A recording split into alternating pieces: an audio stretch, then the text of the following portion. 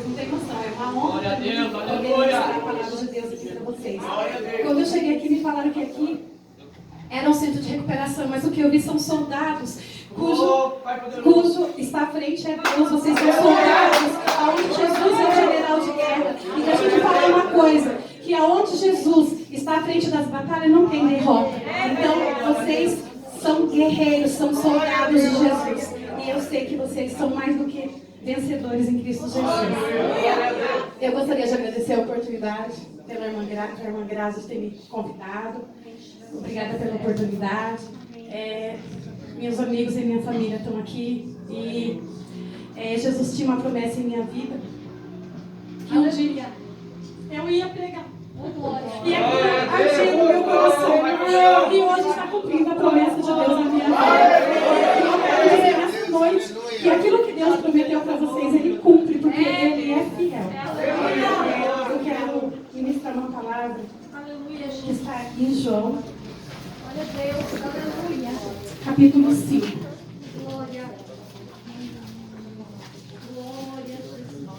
João, capítulo 5. Quem encontrou, diga amém. A partir do versículo 2. Ora, existe ali junto à porta das ovelhas um tanque, chamado em hebraico Betesda, o qual tem 5 pavilhões. Neste jazia uma multidão de enfermos, cegos, coxos e paralíticos, esperando que se movesse a água, porquanto um anjo descia em certo tempo, agitando-a. E o primeiro que entrava no tanque, uma vez agitada a água, sarava de qualquer doença que tivesse. Estava ali um homem enfermo, havia 38 anos. Jesus, vendo-o deitado e sabendo que estava assim há muito tempo, perguntou-lhe: queres ser curado? Respondeu-lhe o enfermo: Senhor, eu não tenho ninguém que me ponha no tanque quando a água é agitada, pois enquanto eu vou, desce outro antes de mim. Então lhes disse Jesus: levanta, toma o teu leito e anda.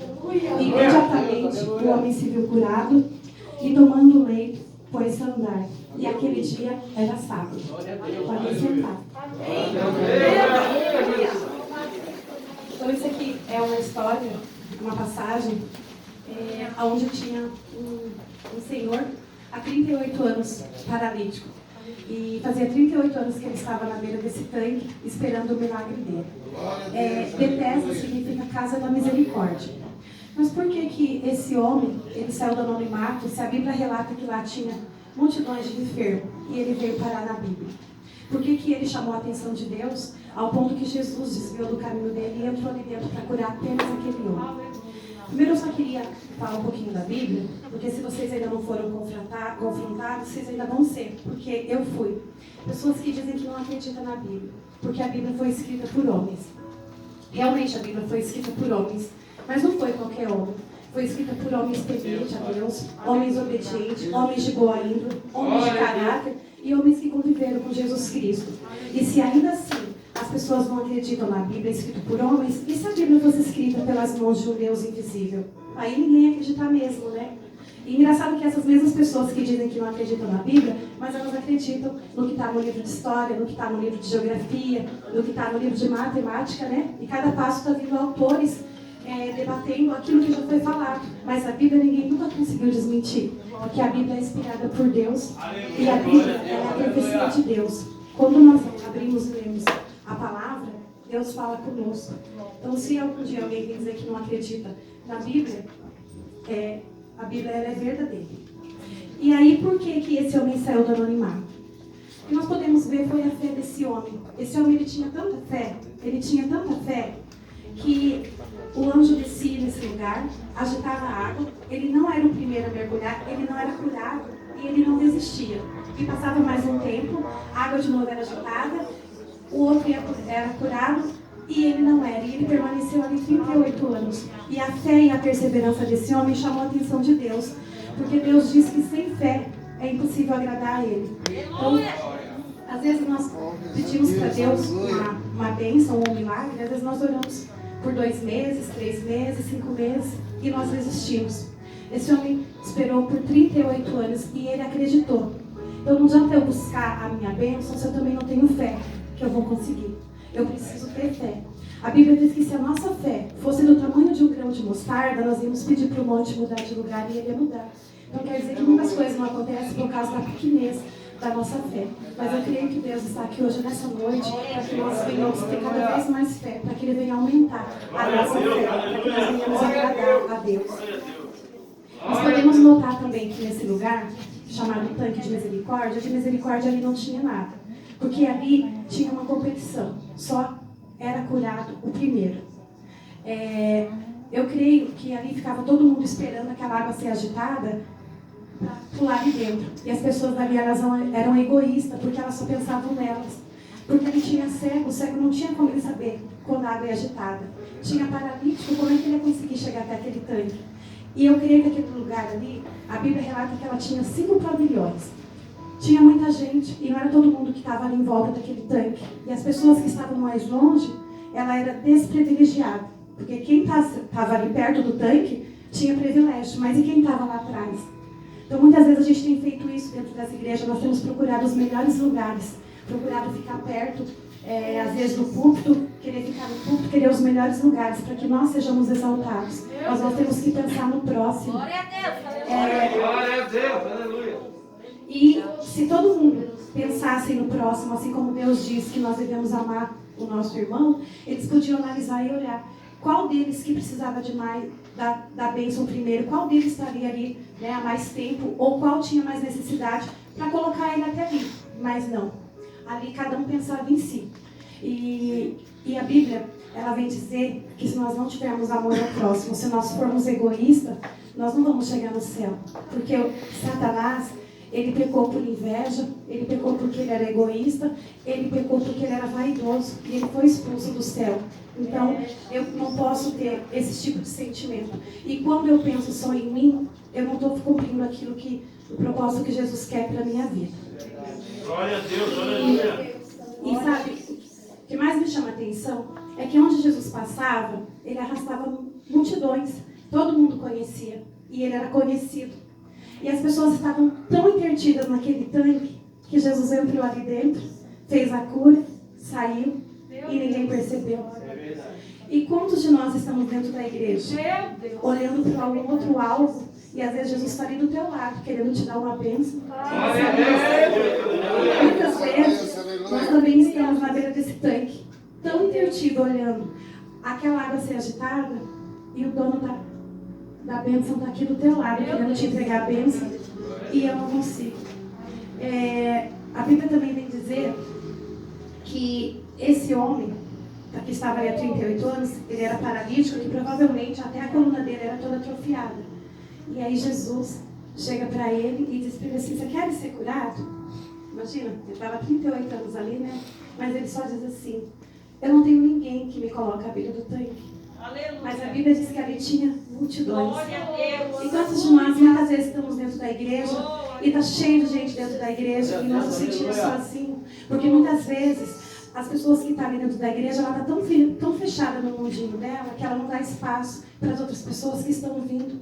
E tem pessoas que entram na igreja ferida, pessoas machucadas, pessoas com o coração dilacerado, mas elas se sentem sozinhas ali no meio. Então que nós vamos fazer a diferença dentro da igreja, que nós vamos fazer a diferença na casa do Senhor. E esse tanque de Betesda, esse anjo só descia de vez em quando. Então eles tinham que ficar esperando. Mas hoje nós temos tanque que fica aberto na terça, nos cultos de doutrina. Tanque de Betesda que fica aberto nas quarta-feiras, nos cultos. Tanque de Betesda aberto na quinta, no sábado, no domingo. E quem desce lá não é o anjo. Quem está ali é o próprio Deus. Porque Deus diz assim, ó: aonde tem 2 ou mais reunidos em meu nome, eu ali estou presente. Então, nós muitas vezes esperamos em casa, nós sermos curados para depois ir para a igreja. Nós temos que ir para a igreja para sermos curados, porque é ali que está a nossa perda. É ali que está o o médico dos médicos. É ali que está o meu socorro presente nos meus dias de angústia. Então eu preciso buscar a minha bênção no lugar certo. Se o médico falou que eu estou enferma e a minha enfermidade é grave, eu não vou ficar dentro de casa chorando as pitangas. Ai, Jesus, a minha vida acabou. Não, eu vou até aquele tanque de Bethesda, porque eu sei que ali Deus está ali, Deus se faz presente e é Ele que vai me dar a minha bênção. E aí, Jesus vai e fala para aquele moço: levanta, toma a tua cama e anda. E esse paralítico, mesmo sem saber quem era Jesus, ele confiou, porque alguém chegou um dia para ele e disse: levanta, e ele levantou. E a palavra de Jesus era tão poderosa que restaurou a coluna dele, restaurou o músculo, restaurou o tendão, restaurou cada parte do corpo dele, e ele se colocou de pé. E às vezes o que nós precisamos é só de uma palavra de Jesus, mas nós estamos tão intertidos olhando aquela água ser agitada que nós não damos atenção para as palavras de Jesus. Quantas vezes nós estamos paralisados dentro da nossa casa, no celular? Às vezes Jesus quer falar conosco e em vez de nós abrirmos a Bíblia para falar com Ele, nós estamos falando com pessoas no WhatsApp, pessoas que às vezes não vão acrescentar nada na nossa vida. Nós, cristãos, nós temos que fazer uso diário da palavra de Deus. Porque a Bíblia fechada, ela é só a Bíblia, mas ela é aberta, é a palavra de Deus. E às vezes tudo que você precisa é só de uma palavra de Jesus. E você está paralisado. Muitas vezes Satanás, ele tem colocado na nossa vida empecilhos que nos impedem de levantar, empecilhos que nos impedem de continuar. Mas Jesus veio hoje nessa noite para falar para nós: levanta, levanta em nome de Jesus. Deus nos fez para ser vencedores. Deus não nos fez para nós sermos caídos, derrotados. O único que vai ser que é caído são os anjos de treva. Aqueles sim são caídos, mas nós somos filhos de Deus, nós somos servos do Deus vivo. Nós não podemos ficar parados, nós não podemos ficar caídos, muito menos derrotados. A Bíblia diz que quando nós estamos no deserto, que quando nós passamos por vales, é a permissão de Deus, porque Deus tem um propósito na nossa vida. Então não importa o problema que você está passando, você não pode ficar paralisado, porque Deus sabe de todas as coisas. Aqui eu não sei se tem alguém aqui que é pescador, que vai para o mar, mas se vocês analisarem que quando um barco ele sai para o mar, ele precisa de vento para ele ter impulso para ele ir para frente. Porque se o mar não tiver muito vento, o barco fica parado. É assim na nossa vida. Se nós não tivermos um vento para nos impulsionar, nós ficamos paralisados. E não é isso que Deus quer de nós. E esse homem levanta, e Jesus manda ele tomar o leito dele e vai para casa. E esse homem saiu caminhando. E ninguém percebeu. Imagina aquele homem, 38 anos ali. Todo mundo conhecia. Mas ninguém percebeu, porque eles estavam distraídos. E esse homem saiu e ele foi para o templo. Porque antigamente só podia entrar no templo para adorar a Deus pessoas que não tinham nenhum tipo de enfermidade. E às vezes, quantas vezes assim, esse paralítico teve vontade de entrar dentro da igreja e ele não podia. E hoje nós temos as igrejas e nós não vamos por comodidade. E esse homem, ele entra, creio eu, que foi para agradecer a Deus pelo milagre recebido. E quantos de nós somos ingratos? Não agradecemos pelo ar que nós respiramos.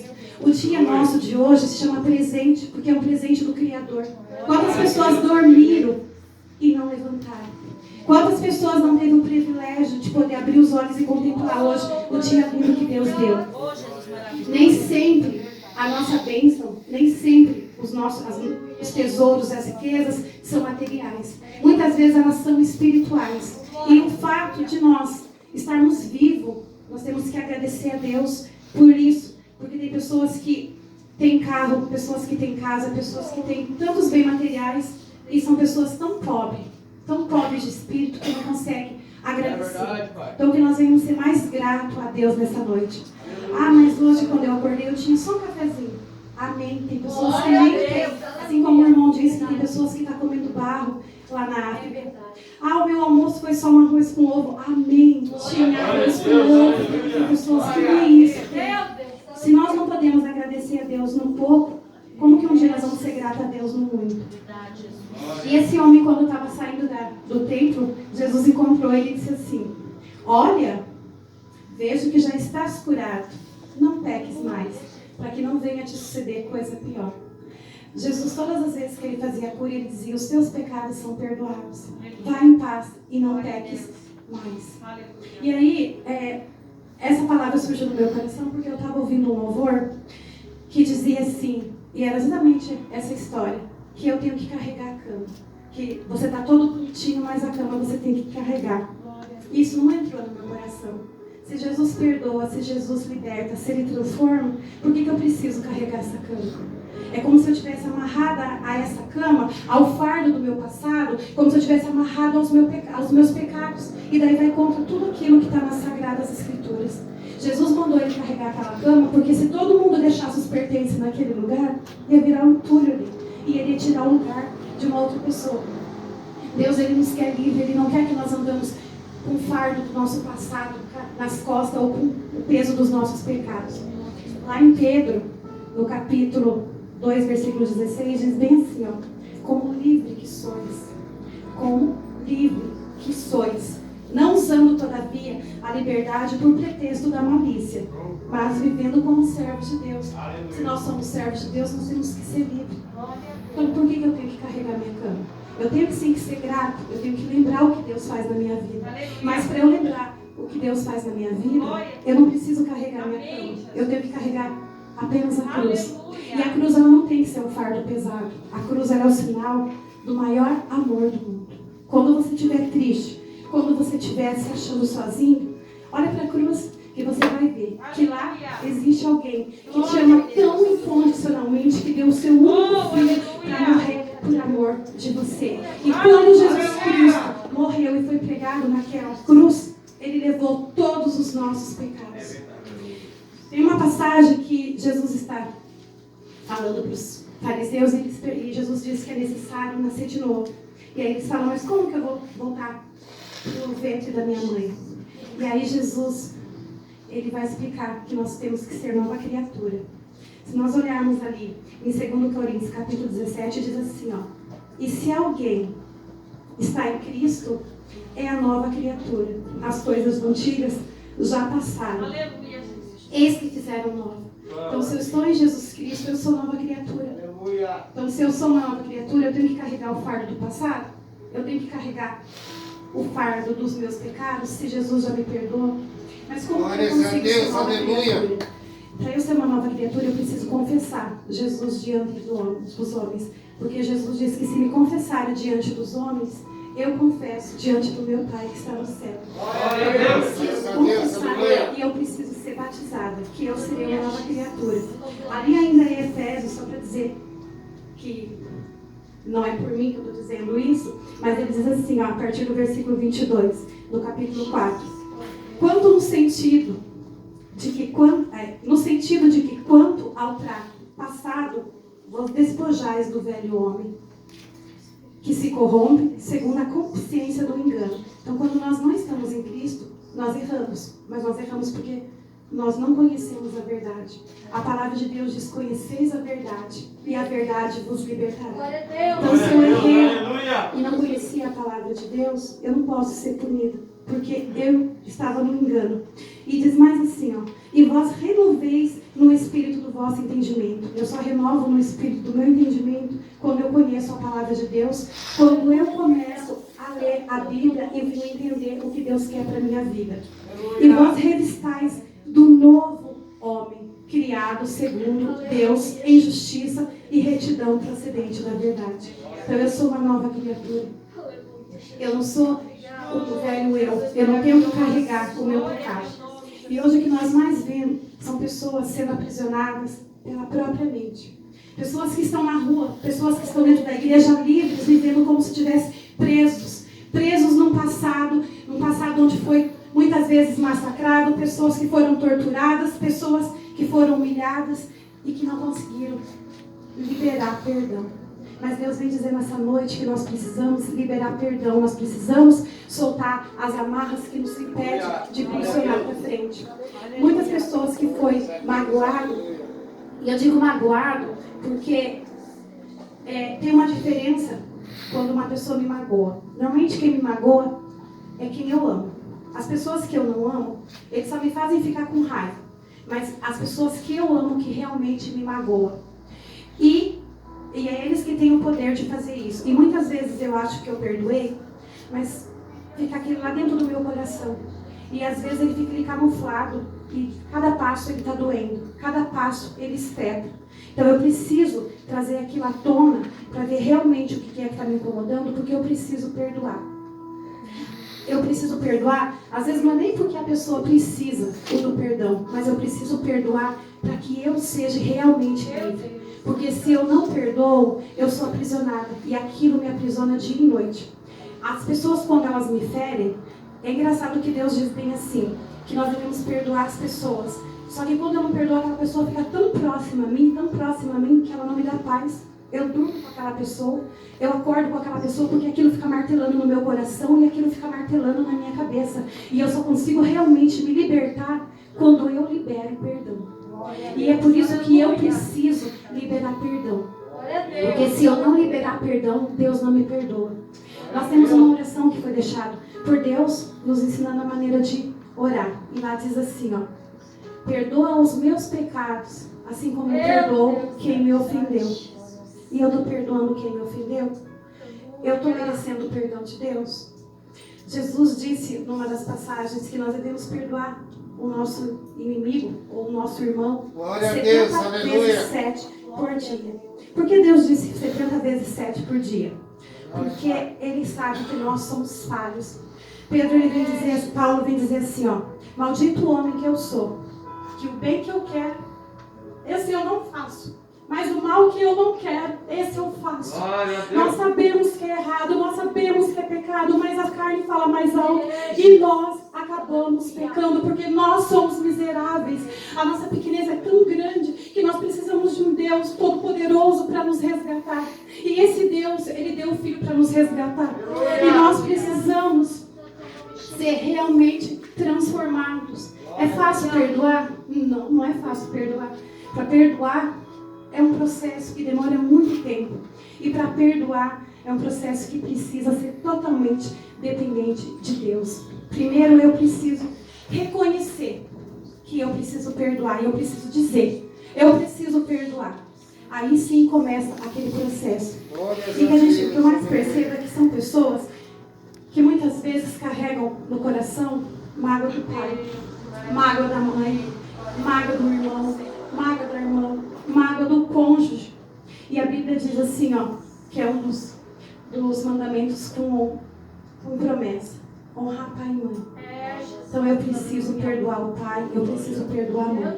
Muitas pessoas caem no erro e eles culpam o pai ou a mãe, porque às vezes eles não vivem num ambiente familiar, onde o pai e a mãe têm princípios bíblicos e conseguem ensinar os filhos.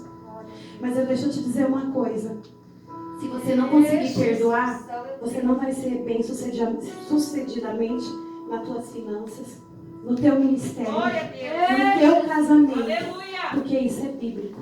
Eu preciso perdoar. E se eu perdoar, eu também serei perdoado de teu pecado. Ali em Isaías, no capítulo 43, no versículo 25, diz assim, ó: eu mesmo, eu sou o que apago as tuas transgressões, por amor de mim, e dos teus pecados eu não me lembro mais. E ainda ele vem confirmar, ainda em Isaías no 18, diz assim, ó: ainda que os vossos pecados sejam como a escarlate, eles se tornarão brancos como a neve. Ainda que sejam vermelhos como o carmesim, se tornarão brancos como a lã. Então Deus perdoa os nossos pecados. Então quem nós somos hoje, Ele não vem dizer, Ele não vem definir o que eu vou ser amanhã. Quem nós somos hoje não define quem nós somos amanhã. Por isso que eu preciso liberar perdão, porque só Deus sabe o que Ele tem com cada um de nós. E quando Deus nos criou, Ele criou por um propósito.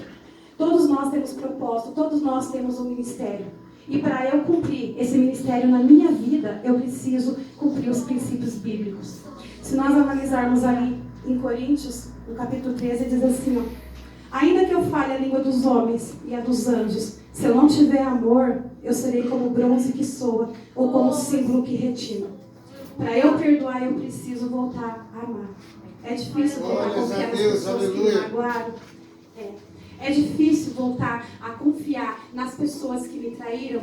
É, mas eu preciso deixar o amor falar mais alto. Jesus, quando estava lá na cruz, ele foi chicoteado, espancado, recebeu uma coroa de espinho. Ele foi furado com uma lança. E mesmo assim ele olhou para o Pai e disse: Pai, perdoa, porque eles não sabem o que fazem. E Jesus, ele veio na terra como um homem para mostrar que que é possível tentar levar uma vida como Cristo, que é possível perdoar as pessoas que me ofenderam. Eu quero só, acho que ainda tem um tempinho, rapidinho, eu quero só contar um testemunho. Eu vivi muito tempo com muita mágoa do meu pai e da minha sogra. Quando eu me casei, a minha sogra, ela, não sei porque ela não gostava de mim, eu sou uma pessoa tão legal. E ela não gostava, não me aceitava. E aí nós ficamos 14 anos sem conversar. Em cidade pequena, onde todo mundo fala de todo mundo, a minha sogra falava muito de mim. Então aqueles adjetivos bem, vocês imaginam, em cidade pequena, ela falava de mim. E aquilo me causava uma ira tão grande. E o meu pai, ele era alcoólatra e ele era agressivo. Então, eu desde cedo também eu andei por caminhos errados, por caminhos tortos. E eu culpava o meu pai, porque eu queria que meu pai fosse um homem diferente.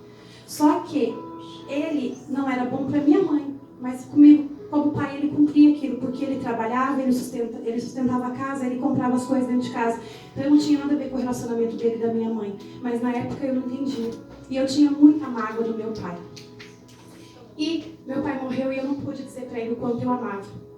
E aí um dia, e a minha sogra, ela ficava comigo dia e noite. Eu acordava e dormia com aquela bênção de Deus dentro do meu coração. E eu não podia escutar o nome dela, que eu mirava muito. Mas um dia eu decidi perdoar. Um dia eu decidi tirar aquele fardo das minhas costas.